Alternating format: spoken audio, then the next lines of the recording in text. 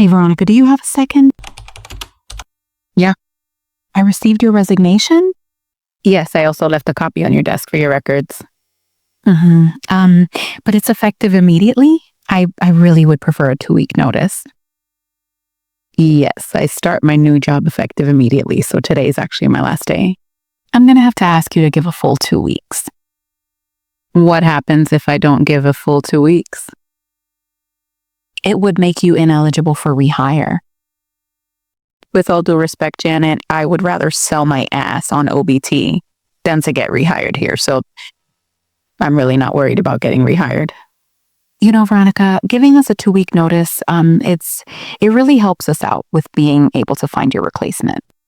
Didn't you just let Amy go last week, effective immediately? It not giving her time to go find a new job the same way you're asking for 2 weeks to find a new employee? It just seems like it's more for your benefit than for ours.